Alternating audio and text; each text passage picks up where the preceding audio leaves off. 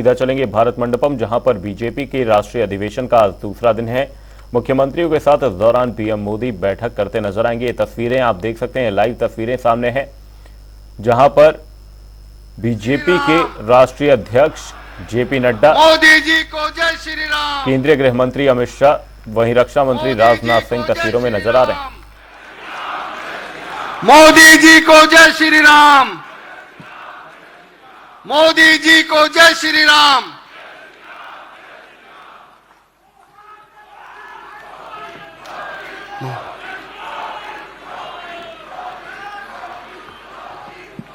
माननीय प्रधानमंत्री जी के इस अभिनंदन के बाद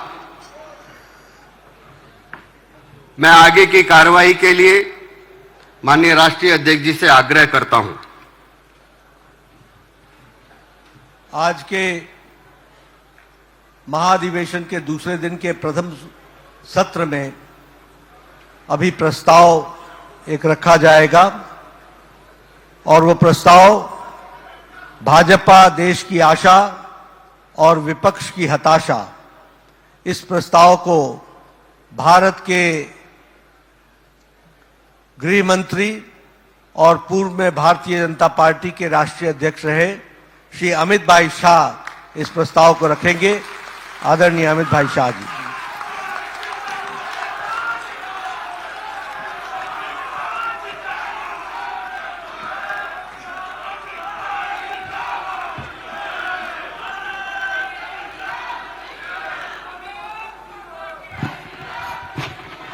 मेरे साथ बोलिए, भारत माता की, भारत माता की।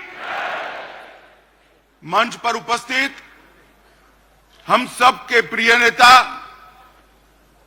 और देश के और दुनिया के सबसे अधिक लोकप्रिय नेता आदरणीय मोदी जी,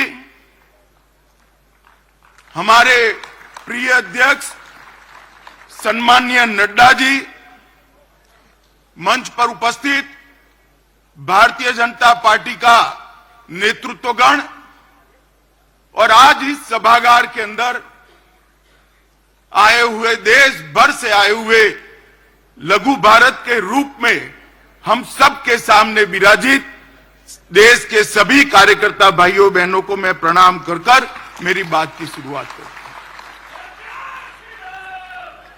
मित्रों, ये हमारा राष्ट्रीय अधिवेशन, ये विस्तृत राष्ट्रीय अधिवेशन चुनाव की दहलीज के समय पर हो रहा है।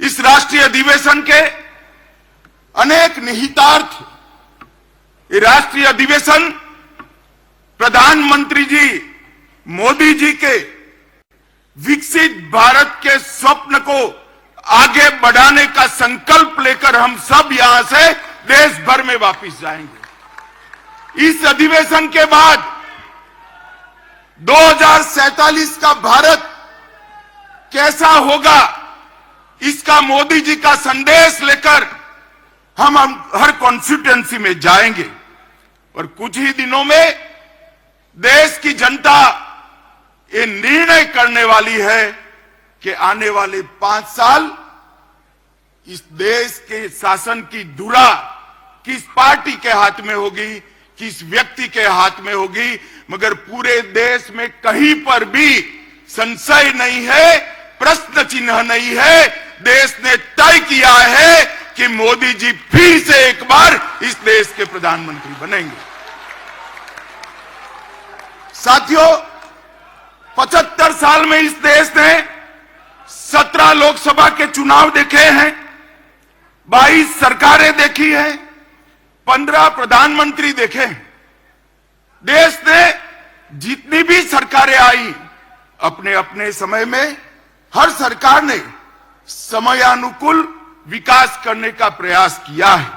मगर आज मैं कोई कंफ्यूजन के बगैर कह सकता हूं कि समग्रता से विचार, हर क्षेत्र का विकास और हर व्यक्ति का विकास करने का काम केवल और केवल नरेंद्र मोदी जी के 10 साल में हुआ है। नरेंद्र मोदी जी के 10 साल के अंदर देश सुरक्षित हुआ, देश समृद्धि की ओर आगे बढ़ा। 60 करोड़ गरीब जो आजादी के 75 साल तक 70 साल तक अपने आप को विकास की प्रक्रिया के बाहर मानते थे, उसको मालूम ही नहीं था कि देश आजाद हुआ, लोकतंत्र आया, मुझे क्या मिला, मेरा क्या हिस्सा। भाइयों और बहनों, 60 करोड़ गरीबों को घर देना, घर में गैस का सिलेंडर देना, पीने का पानी का कनेक्शन देना, बिजली पहुंचाना, शौचालय देना, 5 किलो अनाज गरीब को फ्री ऑफ कॉस्ट मुफ्त में देना और 5 लाख तक का स्वास्थ्य का उसका खर्चा भी सरकार ने उठाया। आज ये 60 करोड़ गरीब अपना बैंक अकाउंट भी रखते हैं और डिजिटल इंडिया से एक गरीब महिला अपनी सब्जी भी परचेज कर पाती है, सब्जी भी खरीद करती है। इन लोगों के जीवन में 70 साल तक जो सारी अभाव था, वो अभाव को एक ही 10 साल में समाप्त करने का काम हमारे प्रिय नेता नरेंद्र मोदी जी ने किया है। आज ये 60 करोड़ लोग अपने आप को देश के लोकतंत्र से जुड़ा हुआ पाते हैं। आज ये 60 करोड़ लोग हमारे संविधान की सार्थकता को महसूस कर रहे हैं। 10 साल में इतना बड़ा परिवर्तन आया है।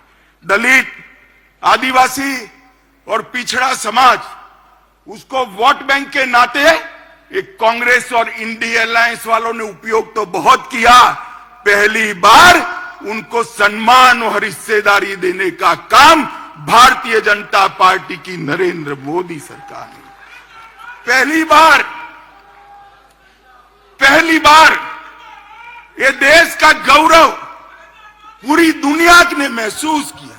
दुनिया में भारत के लोग कहीं पर भी जाते हैं, कहीं पर भी दुनिया में आप चले जाओ, पूछेंगे मोदी के भारत से आते हो ना।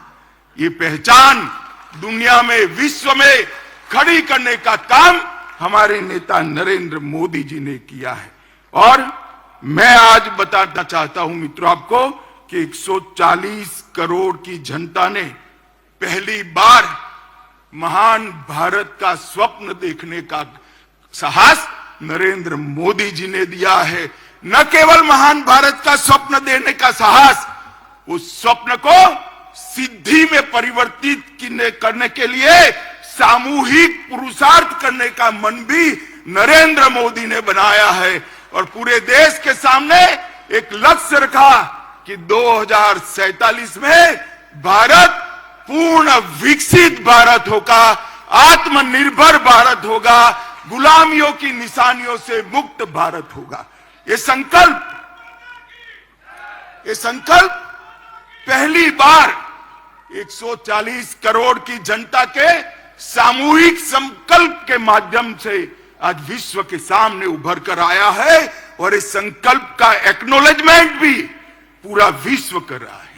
मित्रों, मोदी जी ने 10 साल के अंदर कई सिद्धियां प्राप्त की हैं।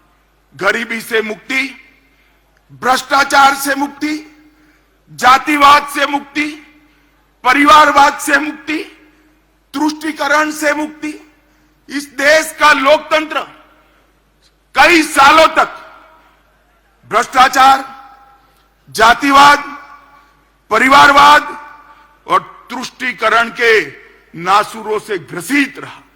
नरेंद्र मोदी जी ने पहली बार भ्रष्टाचार, जातिवाद, परिवारवाद और तुष्टीकरण की राजनीति को समाप्त कर पॉलिटिक्स ऑफ परफॉर्मेंस को एस्टैब्लिश करने का काम नरेंद्र मोदी जी ने किया। नरेंद्र मोदी जी ने अपने कर्तव्य से, अपने कर्तृत्व से देश की पूरी जनता को, एक सामूहिक हीन भावना थी, इस सामूहिक हीन भावना को, एक मास इंफीरियरिटी कॉम्प्लेक्स को समाप्त कर हम भी कर सकते हैं, हम ही करेंगे, एक गौरव के साथ दुनिया के सामने किया। नरेंद्र मोदी जी ने पहली बार इस देश को गुलामी के प्रतीकों से मुक्ति दिलाने का आह्वान किया। ये शुरुआत आजादी के दूसरे दिन होनी चाहिए थी, परंतु जब तक कांग्रेस रही, जब तक इंडिया अलायंस वाले रहे, इसकी कल्पना भी नहीं की। मोदी जी ने गुलामी के प्रतीकों से मुक्ति के लिए 15 अगस्त को लाल किले की प्राचीर से आह्वान किया और जनता ने पलक पावड़े बिछाकर इसका स्वागत किया और आज गुलामी के प्रतीकों से हम मुक्ति पा रहे हैं। उग्रवाद और आतंकवाद, नक्सलवाद इस देश को 4 दशक से परेशान करता है। मोदी जी के 14 से 24 के कार्यकाल में उग्रवाद और आतंकवाद और नक्सलवाद अपनी अंतिम सांसें गिन रहा है। मैं देश की जनता को कहना चाहता हूं, मोदी 3 में ये देश पूर्णतया आतंकवाद, उग्रवाद और नक्सलवाद से मुक्त होकर शांत और समृद्ध भारत बनने की दिशा में आगे बढ़े। भाई और बहनों, मोदी जी के शासन ने कई विरोधाभास खत्म कर दी। एक समग्रता से सोचने वाला नेतृत्व, एक नीति के आधार पर चलने वाला नेतृत्व, एक युग दृष्टा नेतृत्व किस तरह से काम करता है, इसकी मिसाल कायम की है। पूरे आजादी से कालखंड सरकारों की मीमांसा इसी तरह से होती है। ये सरकार किसानों की सरकार है या उद्योगपतियों की सरकार है? ये सरकार किसान कल्याण करेगी या इकोनॉमी को आगे बढ़ाएगी? मोदी जी ने बता दिया, किसान कल्याण भी हो सकता है और अर्थतंत्र भी पटरी पर आ सकता है। इसी तरह से एक द्वंद्व चालू रहा कि विदेश नीति अगर दुनिया को मित्र बनाना है तो देश की सुरक्षा में थोड़ा बहुत कॉम्प्रोमाइज करना पड़ेगा। ये बहुत लंबा बहस का विषय आजादी के बाद तुरंत शुरू हुआ और सारे पंडित सुरक्षा नीति और विदेश नीति के बीच के द्वंद्व में फंसते रहे। मोदी जी ने तय कर लिया और कर दिखाया कि सरहद की सुरक्षा, देश की सुरक्षा हमारी सबसे पहली प्रायोरिटी है। और आज ये करने के बाद, देश को सुरक्षित करने के बाद, मोदी जी ने भारत को विश्व मित्र के रूप में प्रस्तावित किया। वसुधैव कुटुंबकम का हमारा सूत्र को उन्होंने नीचे लिखा।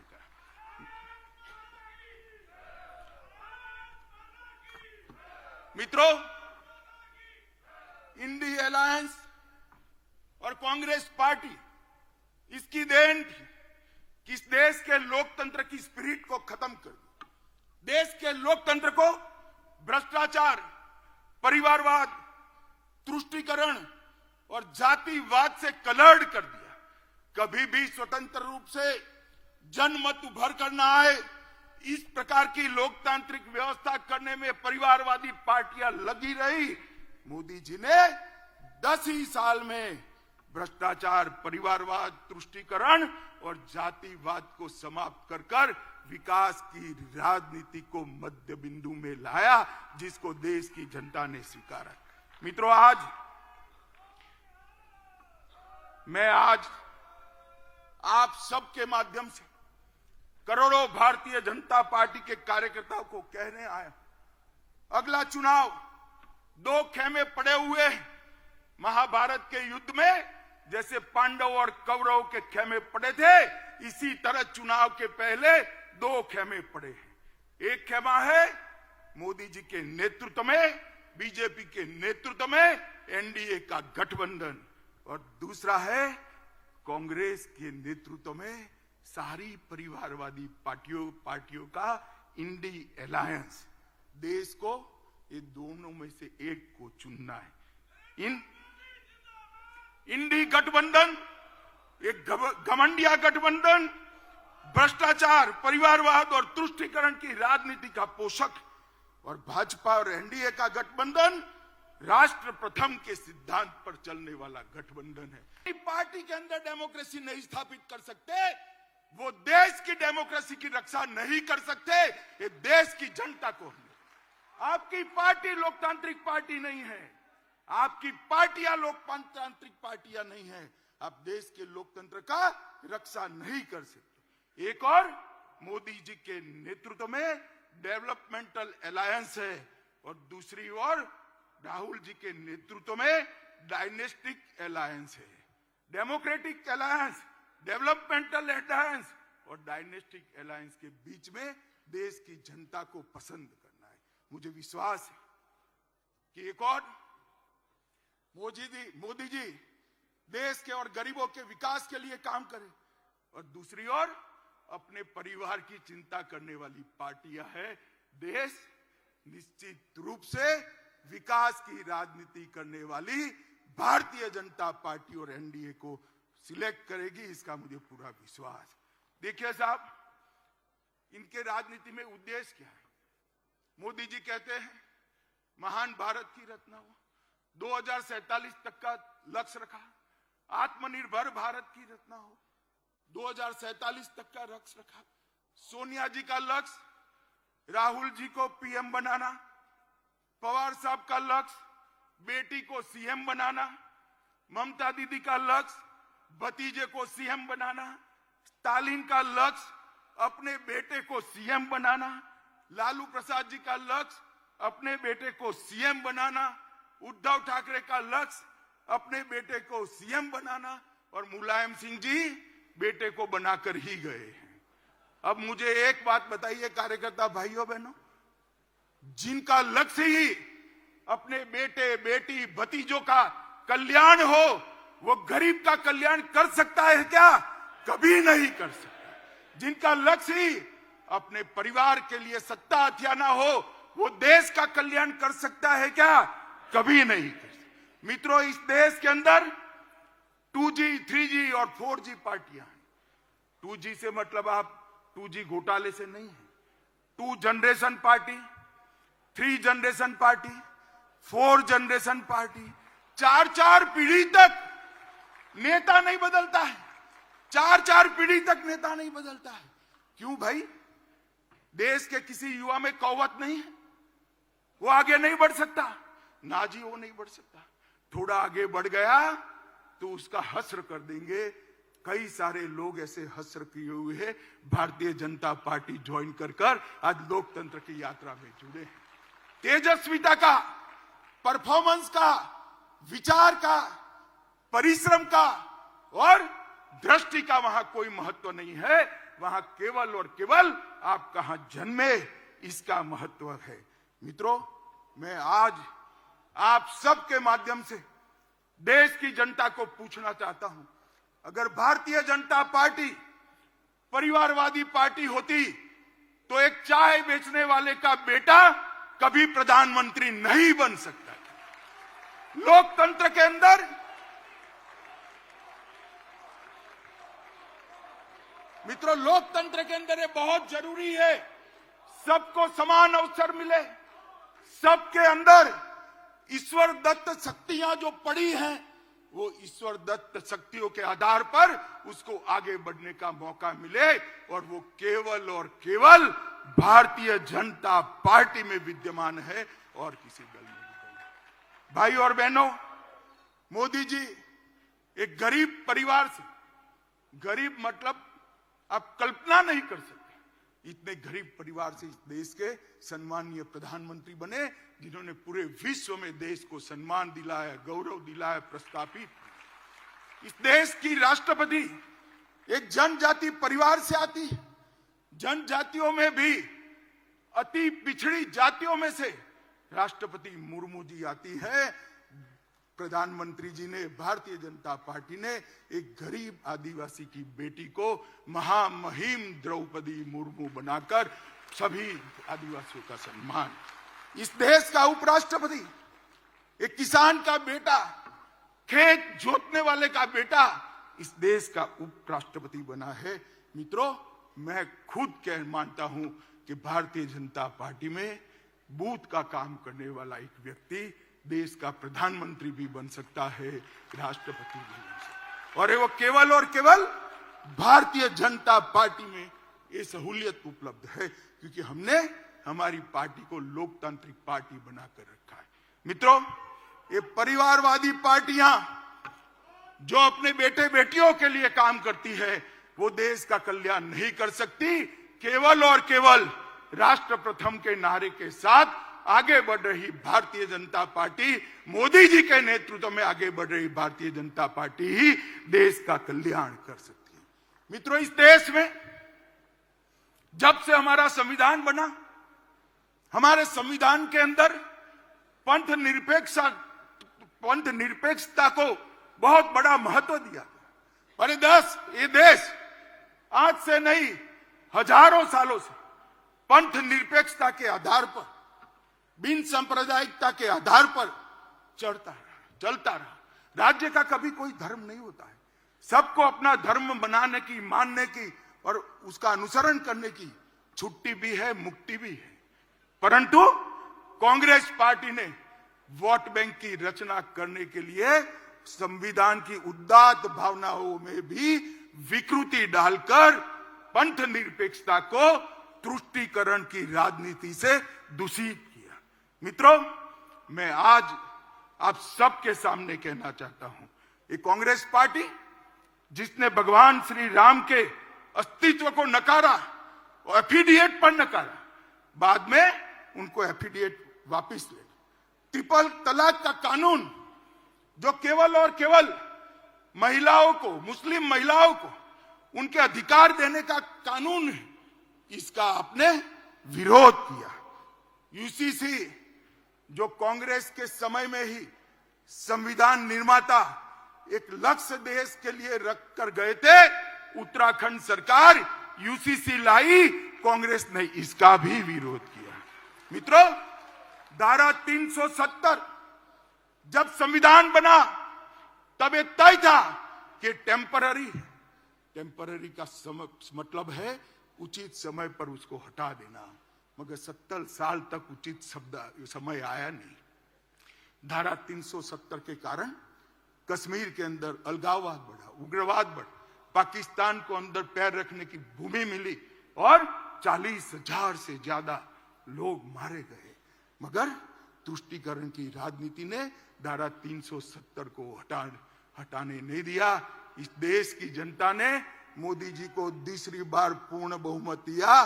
5 अगस्त 2019 को मोदी जी ने धारा 370 को समाप्त कर दिया और आज कश्मीर एक नए युग के साथ आगे बढ़ रहा है। पीएफआई पर बैन हमने लगाया, तब भी कांग्रेस और इंडिया अलायंस के लोगों ने टेढ़े मेढ़े बयान किए। खैर, वो आए ना आए, भारतीय जनता पार्टी तुष्टीकरण में नहीं मानती है। मैं आज इस महान अधिवेशन के सामने कहना चाहता हूं, किसी भी लोकतांत्रिक देश में भी बहुमत समाज ने अपनी श्रद्धाओं के निर्वहन के लिए इतनी लंबी कानूनी लड़ाई नहीं लड़ी है। 75 साल तक हम कानूनी लड़ाई लड़े और संपूर्ण लोकतांत्रिक तरीके से हमने राम मंदिर का निर्माण किया। इसका संपूर्ण यश हमारे प्रधानमंत्री नरेंद्र मोदी जी को जाता है।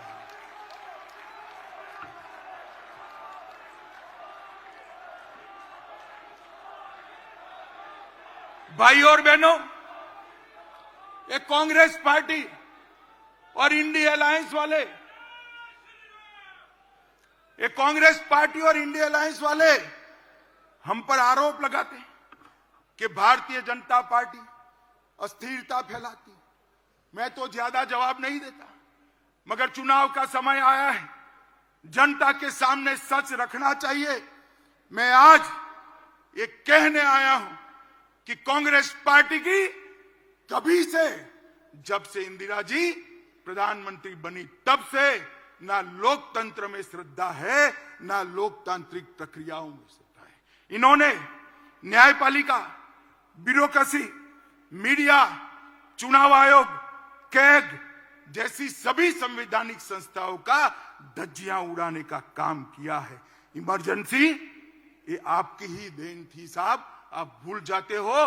पूरे देश को जेल खाना बनाकर रख लिया था, पूरा विपक्ष जेल के अंदर बंद था और आर्टिकल 356 सरकारें तोड़ने का जो रिकॉर्ड, आज से मैं बहुत सोच समझकर मेरा स्टेटमेंट करता हूं, आज से 100 साल बाद भी कांग्रेस पार्टी का रिकॉर्ड कोई तोड़ नहीं पाएगा।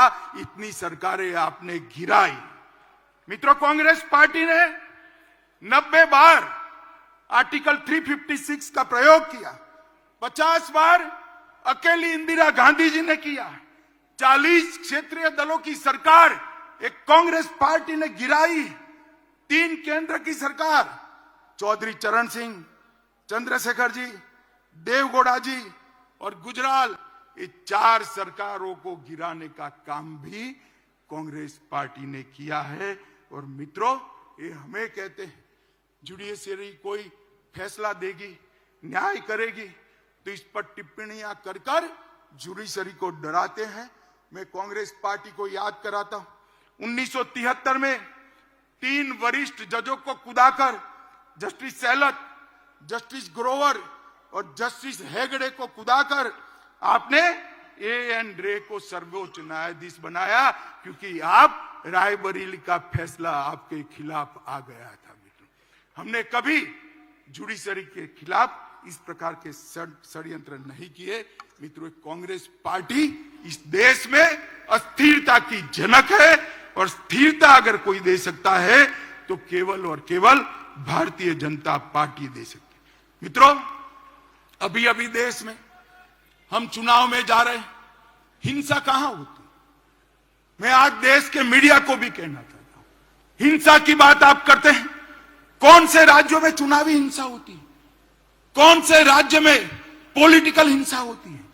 मैं आज देश की जनता को गिनाना चाहता हूं। केरल, हमारे 100 से ज्यादा कार्यकर्ता शहीद हो गए, 300 से ज्यादा कार्यकर्ता अपाहिज हो गए। किसका शासन है? इंडिया अलायंस का शासन है। बंगाल, सैकड़ों कार्यकर्ता मौत के घाट उतार दिए गए। हमेशा चुनाव में धांधली, गपलेबाजी और हिंसा होती रही। किसका वहां राज है? ममता दीदी का राज है, इंडिया अलायंस का राज है। बिहार में भी जंगल राज था, तब 100-100 किलोमीटर दूर मतपेटियां मिलती थी। किसका राज था? इंडिया अलायंस का राज था। यूपी में भी चुनाव का रेगिंग होता था। हमारी सरकारों में कभी रेगिंग नहीं हुआ। किसकी सरकार थी? आपकी सरकार थी। मित्रों, आज भारतीय जनता पार्टी के हजारों कार्यकर्ता हिंसा की भेंट चढ़े। कईयों ने तो जान गंवाई, कई अपाहिज हो गए, कईयों के घर जल गए। हम तो हिंसा के भुक्तभोगी है। हिंसा फैलाने वाला गठबंधन अगर कोई है तो एक घमंडिया गठबंधन है, इंडिया अलायंस है। भाई और बहनों, ये कांग्रेस का शासन था। आजादी के वक्त कांग्रेस ही देश की ओर से नेगोशिएट करती, तब ही देश का विभाजन हुआ। और आज भी कांग्रेस की विभाजनकारी प्रवृत्ति राजनीतिक फायदे के लिए कम नहीं हुई। अभी अभी कांग्रेस के नेता ने कहा कि इस देश के 2 टुकड़े होने चाहिए। खुलेआम देश के 2 टुकड़े करने की बात करते हैं। कांग्रेस पार्टी इस स्टेटमेंट से कन्नी भी नहीं काटती है। ये बताता है कि कांग्रेस पार्टी इसका समर्थन करती। मां भारती का अपमान करने वाले जॉर्ज पुनिया का कांग्रेस के राजकुमार आशीर्वाद लेते हैं। जॉर्ज सोरेस जो भारत विरोधी है, वो उनका समर्थन करता है। कोयम्बतूर बम ब्लास्ट को इंडिया अलायंस इसके गुनहगारों को रिहा कर देती है। और कांग्रेस के नेता पाकिस्तान में जाकर मोदी जी को हटाने के लिए पाकिस्तान की मदद मांगते हैं। पाकिस्तान की मदद मांगते हैं। जब धारा 370 मोदी जी ने हटाई, राहुल गांधी का 370 के समर्थन में जो बयान था, वो पाकिस्तान ने यूनाइटेड नेशन में कोट अनकोट कर जुड़ा। शर्म करो कांग्रेसी। आपके देश के खिलाफ आप विदेश में जाकर बोलते हो। देश के प्रधानमंत्री, देश की संसद, देश के लोकतंत्र की निंदा विदेश में जाकर करते हो। और धारा 370 जैसी महत्वपूर्ण चीज को आपने पाकिस्तान को यूएन में हथियार देकर देशद्रोह का एक उदाहरण सेट किया है। मित्रों, और मैं देश की जनता को कहता हूं, ये विभाजनकारी प्रवृत्ति जो आजादी के वक्त थी, वो आज भी वहां पर है। उसमें कोई परिवर्तन नहीं हो। मित्रों, अभी अभी एक कांग्रेस के शहजादे को किसी ने एक भाषण लिखकर दे दिया है। उनका तय है, हर भाषण वो 9 महीने तक बोलते ही रहेंगे। 9 महीने के बाद स्क्रिप्ट बदलता है, ये तय है उनका। अभी उनके हाथ में ओबीसी का भाषण किसी ने थमा दिया है। हर जगह ओबीसी पूछते हैं, हर सवाल ओबीसी के लिए। मैं इनको कहना चाहता हूं, भाई अच्छा ट्विटर रख लो, अच्छा शिक्षक रख लो, और कांग्रेस पार्टी ने ओबीसी के लिए क्या किया है उसका जरा अध्ययन कर लो। आप जो बोल रहे हो वो आपके ही खिलाफ। मोदी जी ने इस देश की जनता का आह्वान किया, जिनको सुख है, संपत्ति है, ईश्वर की कृपा है, वो अपनी गैस की सब्सिडी छोड़ दे। 2 करोड़ से ज्यादा लोगों ने गैस की सब्सिडी अपने आप त्याग करी। मोदी जी ने करोड़ों गरीबों को फ्री ऑफ कॉस्ट गैस देने का काम किया। मित्रों, मोदी जी ने 10 साल के अंदर जातिवाद, परिवारवाद, भ्रष्टाचार, तुष्टीकरण को समाप्त कर दिया। इसके आधार पर राजनीति करते थे, इसके आधार पर अपनी राजनीति को आगे बढ़ाते। उनका स्वप्न, ये 4 आधारों पर सत्ता हथियाने का स्वप्न मोदी जी ने चूर चूर कर रख दिया। अब इस प्रकार के कलुषित मैंडेट वो प्राप्त नहीं कर सकते हैं। आज 10 साल में देश महान भारत, विकसित भारत का स्वप्न लेकर आगे बढ़ रहा है। दूर दूर तक सत्ता प्राप्ति की संभावना आज घमंड या गठबंधन को नहीं देखती है। इसके लिए वो लोग डिनायल मोड में आ गए, हर चीज में विरोध करते। धारा 370 और 35 से हटाई, कांग्रेस पार्टी ने विरोध किया। वंचितों, पिछड़ों और महिलाओं को अधिकार देने के कई मौके आए, वे विरोध करते रहे। 3 तलाक का विरोध किया, ओबीसी कमीशन का विरोध किया, कश्मीर में गुर्जर, बकरवाल, पहाड़ी, वाल्मीकियों को रिजर्वेशन देने का विरोध किया। नारी शक्ति वंदन अधिनियम में भी कई सारे व्यवधान खड़े किए। हिंदू शरणार्थियों को नागरिकता देने का सीए का बिल, इसका विरोध किया। एक देश एक टैक्स, जीएसटी का विरोध किया। दलित को राष्ट्रपति बनाना, आदिवासी को राष्ट्रपति बनाना आपने आम सहमति नहीं होने दी। सर्जिकल स्ट्राइक और एयर स्ट्राइक कर मोदी जी ने भारत की सेना के पराक्रम को पूरी दुनिया में प्रस्तावित, आतंकवाद के सामने एक कड़ा मैसेज दिया। आपने उस वक्त भी, राहुल बाबा, आपने उस वक्त भी देश से साक्ष्य मांगे थे। शर्म करो, शर्म करो, सेना के जवान की शहादत पर आप साक्ष्य मांगते हो। मित्रों, भारत ने वैक्सीन का निर्माण किया। 100 से ज्यादा देशों में हमारा वैक्सीन गया। वैक्सीन के माध्यम से आज 140 करोड़ का देश कोरोना से सुरक्षित हुआ। उसको भी मोदी वैक्सीन कर आपने बदनाम करने का प्रयास किया।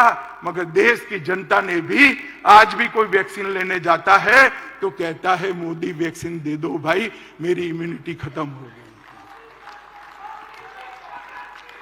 Digital economy, direct benefit transfer, इसका विरोध किया। नई संसद बनाई। इतनी भव्य संसद देखकर आज पूरी देश की जनता पुलकित है, गौरवान्वित है। इसका भी आपने विरोध किया। कर्तव्य पथ बना, आपको राजपथ नाम अच्छा लगता था, कर्तव्य पथ का भी विरोध किया। भारत मंडपम में कोर्ट से उसको रोकने का प्रयास किया। यशोभूमि को भी रोकने का प्रयास किया। डाटा प्रोटेक्शन का विजनरी बिल, इसका भी विरोध किया। और अंत में रामलला की प्राण प्रतिष्ठा का भी आपने विरोध किया। मित्रों, एक कांग्रेस डिनायल मोड में आ चुकी। पूरे देश की जनता को मैं कहना चाहता हूं, 5 साल का पार्लियामेंट के अंदर कांग्रेस का हिसाब किताब निकालिए। इन्होंने पार्लियामेंट के अंदर शोर शराबे और बहिष्कार के अलावा कुछ नहीं किया। हम भी विपक्ष में रहे, 10 साल तक बैठे, आगे पूरा जीवन विपक्ष में। हम रचनात्मक विपक्ष की भूमिका निभाते, अच्छा है उसका समर्थन करते थे, और आपके भ्रष्टाचार को भी हमने उजागर किया। मगर आपने, क्योंकि भ्रष्टाचार है नहीं, बाहर जाना ही उचित समझा। मित्रों, इंडिया अलायंस अहंकार से युक्त है, वो सहन ही नहीं कर सकते। वो ऐसा मानते हैं कि देश का प्रधानमंत्री वो ही बन सकता है जो बड़े परिवारों से आते हैं, वो सहन नहीं कर सकते। एक गरीब मां का बेटा अब देश का प्रधानमंत्री बनकर देश को चला रहा है, ये अहंकार उनको भारतीय जनता पार्टी के खिलाफ खड़े। ये परिवारवादी राजकुमार सारे के सारे इकट्ठा होकर हमारा विरोध कर रहे। मोदी जी ने 40 से ज्यादा नीतियां बनाकर इस देश को नीतियों के आधार पर चलाने का काम किया। मैं पूरी सूची बोलना नहीं चाहता मित्रों, पॉलिसी पैरालिसिस हो गया ऐसी पूरी दुनिया मनमोहन सिंह सरकार को कहती थी। आज मोदी सरकार ने हर क्षेत्र की 40 से ज्यादा पॉलिसी बनाकर पॉलिसी के आधार पर शासन कैसा हो सकता है उसका उदाहरण पूरी दुनिया में रखने का काम नरेंद्र मोदी जी ने किया। और मित्रों,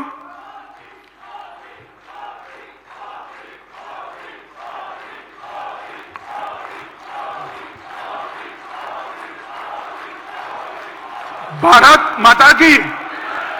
मित्रों, मैं और आप हमारे नेता के वखान करें, पत्रकार भी कहेंगे, ये घमंडिया गठबंधन भी करेगा, आपको ऐसा ही करोगे।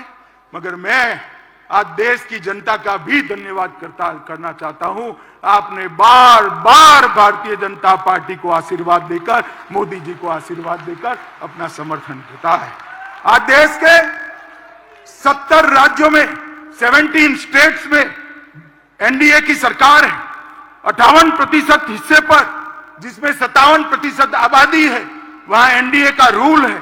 गुजरात में हम लगातार 6 चुनाव जीते, मध्य प्रदेश में 21 सालों से शासन में है, गोवा में 3 बार जीते, उत्तर प्रदेश में 2 बार जीते, उत्तराखंड में 2 बार जीते, हरियाणा में 2 बार जीते, अरुणाचल में 2 बार जीते, आसाम में 2 बार जीते, त्रिपुरा में 2 बार जीते, मणिपुर में 2 बार जीते और छत्तीसगढ़ और राजस्थान में भी 3-3 टर्म तक मैंडेट मिला था और फिर से चौथा मैंडेट छत्तीसगढ़ और राजस्थान की जनता ने दिया है। बिहार, महाराष्ट्र, मेघालय, नागालैंड और सिक्किम, वहां एनडीए को बार बार आशीर्वाद मिला। मित्रों, ये जनादेश जो है वो मैं मानता हूं मोदी जी का परिश्रम, मोदी जी की नीतियां, मोदी जी के परफॉर्मेंस पर 140 करोड़ की जनता का ठप्पा है जो इंडिया अलायंस को नहीं दिखाई। भाई और बहनों, मैं अंत में इतना कहना चाहता हूं, अभी अभी इंडिया अलायंस वाले के जो नेता है कांग्रेस पार्टी, एक भारत जोड़ो यात्रा लेकर, तोड़ना तो निवेदन तो आपके भारत तोड़ने के हैं, भारत जोड़ो यात्रा लेकर निकले। मैं उनको कहना चाहता हूं, किसी भी पार्टी के कार्यक्रम और यात्राएं, राजनीतिक कार्यक्रम, वो पार्टी का परिचय करा दे। कांग्रेस पार्टी आजादी के बाद जितने भी आंदोलन किए सत्ता में वापिस आने के लिए की। भारतीय जनता पार्टी का 1950 से इतिहास है। हमने जब भी आंदोलन किए, देश के लिए किए, सिद्धांतों के लिए किए, जनता के लिए। सबसे पहले जम्मू कश्मीर के लिए श्यामा प्रसाद मुखर्जी शहीद हुए, हमने 370 हटाने का आंदोलन किया। गोवा बचाओ का आंदोलन भारतीय जनता पार्टी ने किया। कच्छ का सत्याग्रह भारतीय जनता पार्टी ने किया। गौ हत्या पर प्रतिबंध लगाने का आंदोलन जनसंघ ने किया। आपातकाल के विरोध में हम लड़े। असम में घुसपैठियों के खिलाफ हमने पूरे देश को मोबिलाइज किया। राम जन्मभूमि का आंदोलन भी केवल और केवल भारतीय जनता पार्टी ने किया। भ्रष्टाचार के खिलाफ अडवाणी जी के नेतृत्व में हमने आवाज उठाई।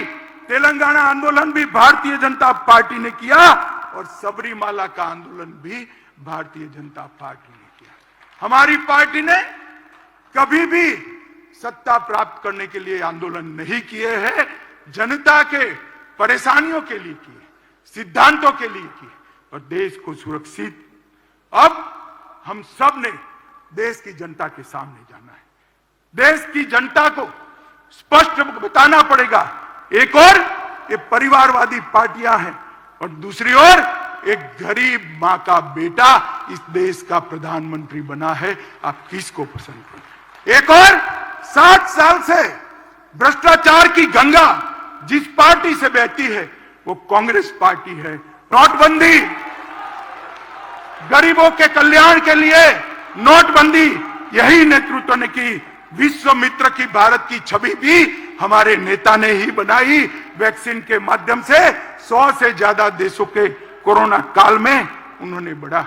मातृशक्ति को भगवान की तरह भक्ति से पूजा करने वाला नेतृत्व बहुत सालों बाद देश को मिला है। विधानसभा और संसद में 33% रिजर्वेशन नारी शक्ति वंदन अधिनियम से नरेंद्र मोदी जी ने लिया।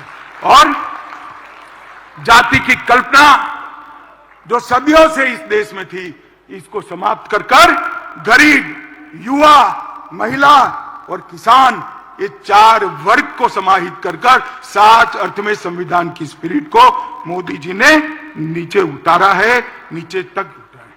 मैं मोदी जी को जानता हूं। मोदी जी दीपक की लौ की तरह है, जो खुद जलकर अंधेरों को काटने का काम करते हैं। जिस